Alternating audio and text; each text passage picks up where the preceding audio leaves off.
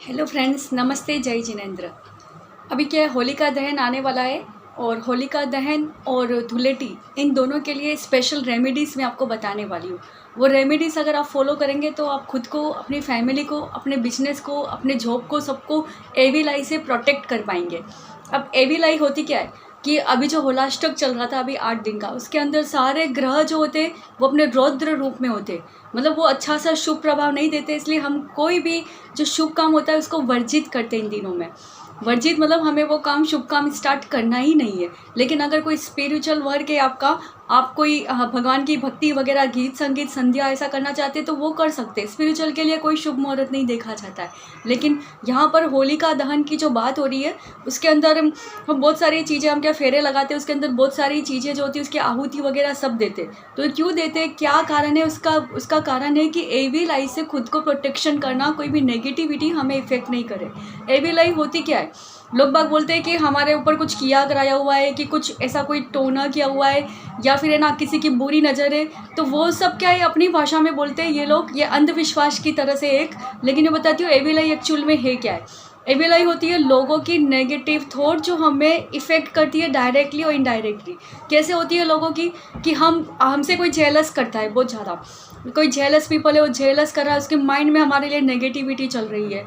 कोई हमें नीचा दिखाना चाहता है, वो चाहता नहीं है कि हम आगे बढ़े, उनसे ज़्यादा आगे बढ़े, किसी अच्छी जगह जाए, कि हमारा कुछ अच्छा हो।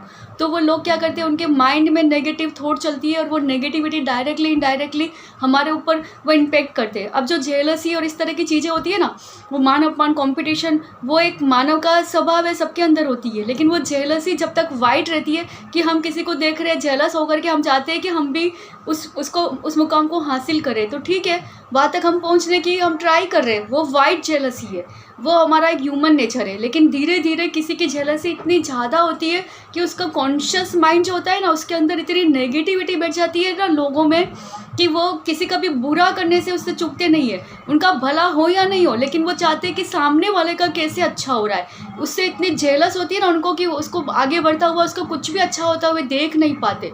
तो इसके लिए वो डायरेक्टली इनडायरेक्टली कुछ टोने टोटके इस तरह के करते, अंधविश्वासों में पड़ के उनका कॉन्शियस माइंड जो होता है ना, उसके अंदर इतनी नेगेटिविटी भर जाती है ना, कि उनके जो मानवीय गुण होते हैं ना, वो ख़त्म होकर के राक्षसी गुण, तामसी गुण उसके अंदर आ जाते। अब ऐसे लोगों का हम क्या करें, वो छिप कर के भी वार करते हैं, और वो सारा वो क्या होता है, साइकिक अटैक एक तरह से हमारे ऊपर करवा सकते हैं इन सब से। और वो चीज़ हमें सच में बहुत इफेक्ट करती है, वो नेगेटिविटी। तो उस नेगेटिविटी को हमें पता है कोई लोग कौन कर रहा है, क्या है, और हमें कितनी बार पता भी नहीं होता कि पीछे से क्या कर रहा है। हम खुद इतने डिप्रेशन में उस चीज़ से चले जाते, एंजाइटी होने लगती है और हमें कुछ नर्वसनेस फील होने लगती है। हम उस मकाम को अचीव करने के लिए अपना जो टारगेट बनाया है उसको आगे नहीं बढ़ पाते। वहीं पे हमें लगता है कि हमें पता नहीं क्या हो गया, हमारी ग्रोथ रुक गई है, कि हम बिजनेस नहीं कर पा रहे हैं, हमारा माइंड नहीं लग रहा है। ये सारी चीज़ें है ना, ये कहलाती है एविल आई। अगर किसी बच्चे को हम देखते हैं प्यारा सा या किसी की अच्छी, तो हम सब लोगों के सामने उसकी तारीफ़ कर देते हैं, ये अच्छा है, तो लोग क्या बोलते हैं, नज़र लग जाएगी। लेकिन ये एविल आई नहीं है। अगर आप किसी के लिए पॉजिटिव थॉट रख रहे हो, अच्छे विचार रख रहे हो, तभी आप उसकी तारीफ़ कर रहे हो, वो एविल आई, वो बुरी नज़र नहीं है। बुरी नज़र वो है जो मैंने बताया, कि लोगों के दिमाग की नेगेटिव सोच आपके लिए, जो आपको किस हद तक साइकिक अटैक दे करके कैसे इफेक्ट करती है। तो इसी चीज़ से हमें होलिका जो है उसका बहुत अच्छा उपाय है कि हमें मामूली रेमेडीज़ करनी। हम उन बुरे लोगों जैसे बन नहीं सकते, हम ये सारे टोने टोटके ये सब नहीं करते। इन अंधविश्वास का मैं कभी भी आपको नहीं बताऊंगी।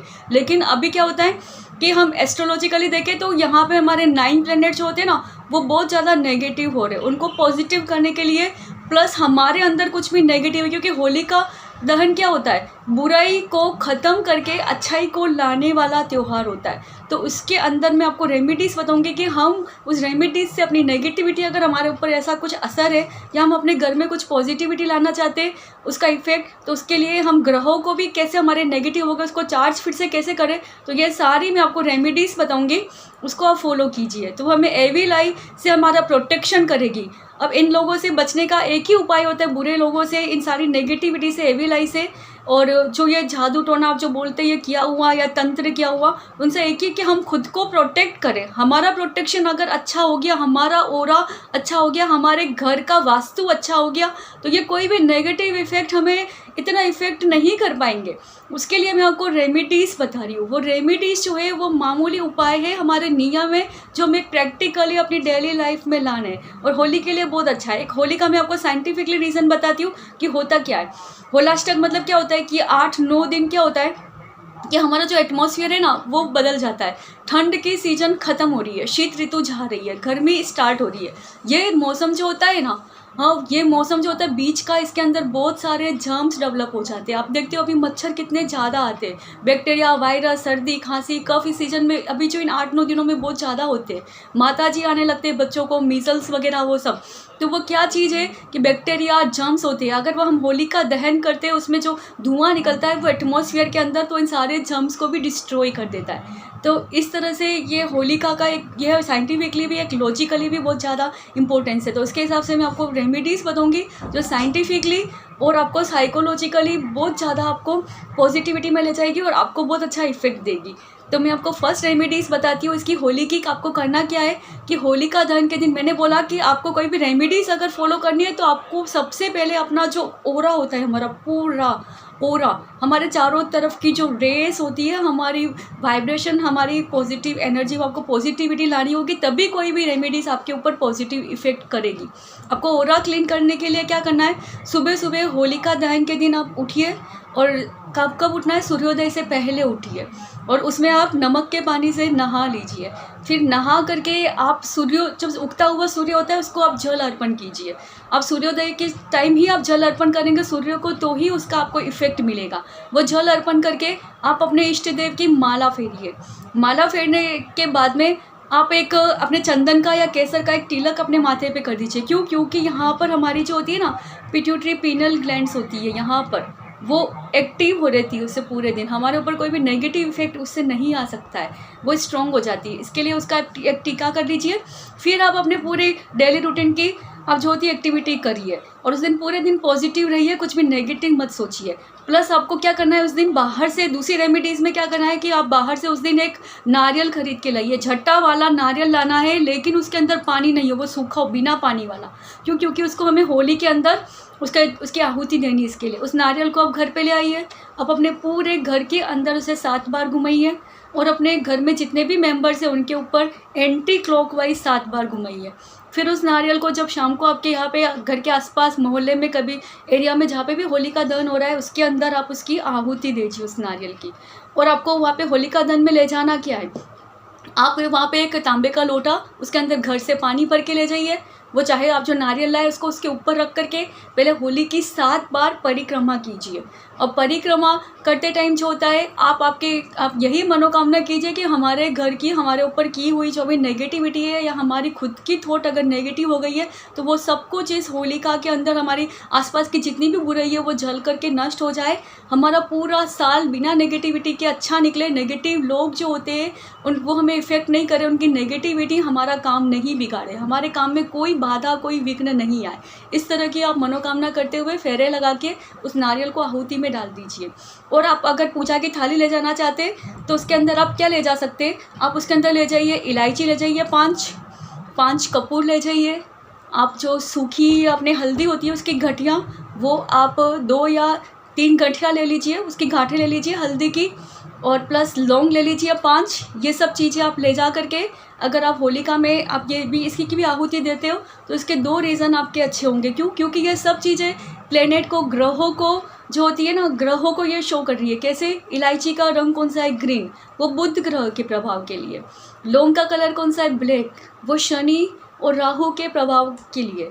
और हल्दी का रंग कौन सा है, पीला, वो बृहस्पति के शुभ प्रभाव के लिए। तो ये वाली चीज़ें अगर आप ले जाएंगे, और अगर कपूर का सफ़ेद रंग चंद्र और शुक्र, इन दोनों के प्रभाव के लिए। तो अभी जो ग्रह आपके नेगेटिव हो रही है उसकी भी पॉजिटिविटी आपको मिलेगी उससे। और प्लस दूसरा है कि अगर होलिका में हम चीज़ों को दहन करते हैं ना, इसको कपूर को, इलायची को, तो इनका जो स्मोक निकलता है वो स्मोक जो होता है आसपास के बैक्टीरिया जर्म्स को डिस्ट्रॉय कर देता है। हमारा एटमॉस्फेयर जो होगा ना हमारे घर का आसपास का क्लीन हो जाएगा, उसी के अंदर हमें फ्रेश एयर मिलेगी और हमें एक अच्छा सा एटमॉस्फेयर मिलेगा, हेल्दी एटमॉस्फेयर। ये भी है। ये 3 रेमेडीज़ मैंने बताई है। अब चौथी रेमेडीज़ जो मैं बता रही हूँ वो आपको क्या करना है कि जो मैरिज के लायक लोग हैं, वो कितनी बार बोलते हैं कि हमारी मैम है ना मैरिज नहीं हो रही है, सगाई नहीं हो रही है, कुछ प्रॉब्लम आ रही है, सब अच्छा है, लड़का भी अच्छा लड़की भी, लेकिन फिर भी कुछ ना कुछ प्रॉब्लम आ रही है। तो आपको इसमें क्या करना है, जो भी इस तरह के लोग हैं जिनके मैरिज में कुछ प्रॉब्लम आ रही है तो उन्हें उस दिन रेड और येलो कलर के ही कपड़े पहनने। वो कपड़े पहन के आप होलिका पर जाइए, उसके चारों तरफ आप 7 फेरे आप भी लीजिए, चारों तरफ उसकी परिक्रमा कीजिए 7, और प्लस अपनी विश बोलिए कि आपकी जल्दी से मैरिज की जो भी प्रॉब्लम है वो रिमूव हो जाए। और आपको आपकी जो पूजा की थाली उसमें लेके जाने हैं 5 बताशे। 5 बताशे ले जाने हैं। आपको एक घी का दिया करके ले जाना है, मिट्टी का दिया जो होलिका के यहाँ पर रखना है। आपको कपूर ले जानी है 5, और आपको भी हल्दी की गांठ ले जानी है, और आपको थोड़ा सा सिंदूर भी ले जाना है होली में, कुमकुम नहीं सिंदूर ले जाना है, ठीक है। और अबीर गुलाल भी ले जानी है। ये सभी चीज़ें जो मैरिज के लायक लोग हैं उनको ले जा करके थाली में और 7 परिक्रमा करके होली की, और फिर होलिका में आहुति देनी है, ठीक है। इससे आपका चंद्र जो है, बृहस्पति जो है, और क्या है सबसे ज़्यादा शुक्र, जो ये सभी आपके मैरिज के अंदर जो इफेक्ट करते हैं वो सबका पॉजिटिव चार्ज आपको करेंगे, और आपकी मैरिज में कोई प्रॉब्लम आ रही है तो वो धीरे धीरे रिमूव हो जाएगी, और आपकी मैरिज मन चाहे आपकी जहाँ आप चाहते हो वहाँ पर आपकी हो जाएगी। और अब एक लास्ट रेमेडीज़ मैं बता रही हूँ, धुलेटी और होली दोनों के लिए, दोनों की कंबाइंड बता रही हूँ। कि कितने लोग जो होते हैं ना होली के दिन बहुत सारे अनाज ले जाते हैं साथ में, पूरी थाली भर के ये तो वो सारे नहीं ले जाने। आपको अनाज कौन सा लेना है, अपने ग्रह के अकॉर्डिंग, न्यूमरोलॉजी के जो अंक होते हैं कि उसके अकॉर्डिंग आपको क्या करना है, उसी के अकॉर्डिंग आपको कलर लेना है धुलेटी का, और प्लस उसी के अकॉर्डिंग आपको उसी है ना अनाज की आहुति देनी है उसमें। तो जिसका भी बर्थ नंबर जो होता है, बर्थ नंबर जिस दिन बर्थ हुई है, उनका जन्म हुआ है, वो 1, 10 और 28 है, तो उनका प्लेनेट जो है ना ग्रह, न्यूमरोलॉजी के अकॉर्डिंग मैं बता रही हूँ, न्यूमरोलॉजी एस्ट्रोलॉजी नहीं, न्यूमरोलॉजी के अकॉर्डिंग उनका ग्रह होता है सूर्य, और उन्हें जिस अनाज की आहुति देनी है वो है गेहूँ, और उनको जिस कलर से धुलेटी खेलनी है वो है पीला कलर। और जिनका भी बर्थ नंबर जो है 2, 11, 29 है, इस दिन वे बोर्न हुए हैं, पैदा हुए, तो उनका ग्रह है चंद्र, और उनको जो धुलेटी के अंदर कलर लेना है वो क्रीम, और उनको जो होलिका दहन में जिसकी आहुति देनी है वो है चावल अनाज। फिर जिनका भी बर्थ हुआ है 3, 12 और 30 को, उनका ग्रह है बृहस्पति, और उनको जो है पीले कलर्स की गुलाल लेनी है, और उनको मकई के अनाज की आहुति देनी है। फिर है 4, 13, 31 और 22, उनका जो प्लेनेट है वो है राहु, और उनको जो गुलाल लानी है वो लानी है ब्लैक और ब्राउन कलर की, और उनका जो अनाज है वो है काले उड़द।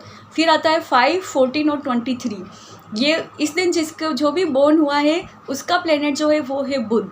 उसको धुलेटी के लिए कलर लाना है, गुलाल जो होता है, कलर से नहीं खेलना है आपको, सिर्फ गुलाल आप काम में लीजिए, ठीक है, ऑर्गेनिक कलर्स काम में लीजिए। और तो बुध वालों के लिए है हरा, ग्रीन, और उनको जो आहुति देनी है जिस अनाज की वो है मूंग।